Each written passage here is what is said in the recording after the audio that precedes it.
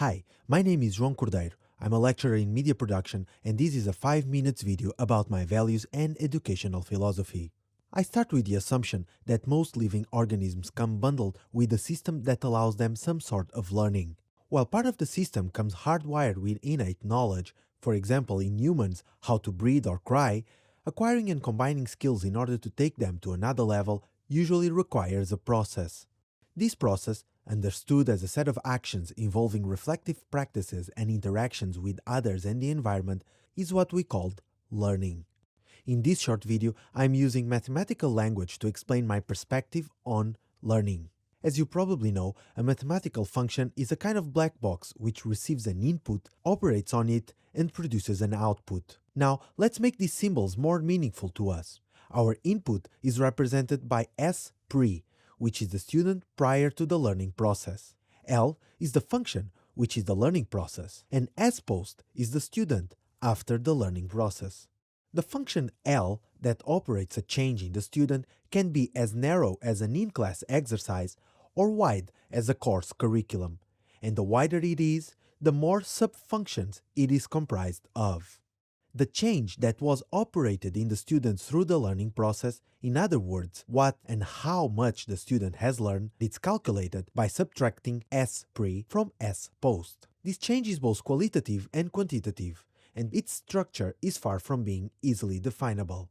Robert Gagnier, for example, has listed 5 categories of learning, which are very useful but somehow limited as they focus mostly on intellectual skills, a traditional cognitive and behaviorist approach to learning. However, scientists have demonstrated that emotions are a key element in how we rationalize the world and can have a significant impact, both positive and negative, on the way we learn. This idea paves the way for an effective approach to learning, which is about our values, attitudes, and behaviors. It includes an ability to listen, to respond in interactions with others, and to demonstrate attitudes or values appropriate to particular situations. And if we look into the UK framework for higher education, we can see that it includes some descriptors for higher education qualification related to the affective domain.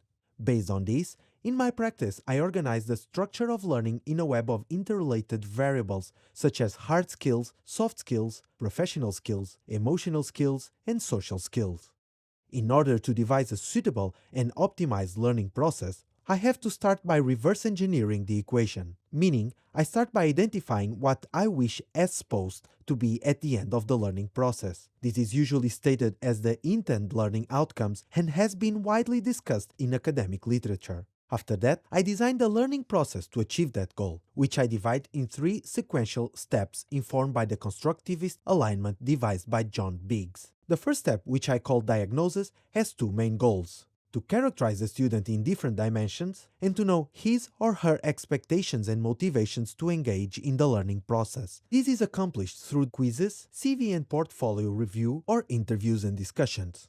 The gathered information is then used to design step 2, the action. Here is where the change is operated in the subject.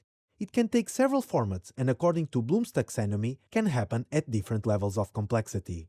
As my modules are usually oriented towards a practice, I tend to follow a hands-on approach, learning by doing, usually based on active learning and experiential methodologies, such as project-based learning. These methodologies bring students closer to the real-world problems and scenarios, involving real interactions with peers and social structures. Therefore, are built around the social constructivist and humanistic theories of education, rather than purely cognitivist and behaviorist theories. This idea is present in Confucianism and was tested and systemized in 1969 by Edgar Dale. Step 3 is the evaluation of the learning process and is purposely included as part of the learning process, as it should be considered, to the extent possible, as an opportunity to improve learning by means of structured feedback. Additionally, as stated by Major and Palmer, an alternative assessment, which is authentic to the learning environment, can have a positive influence in the student and can include presentations, experiments, portfolios, and exhibitions. During a learning process, as for example a module, step 2 and 3 are iterative, each one having an influence on the other. If I had to define a metaphor for my teaching philosophy, I would define school as an extraordinary, even magical machine, able to transform normal people in superheroes, and I would be the scientist who designed, implemented, and constantly improves it.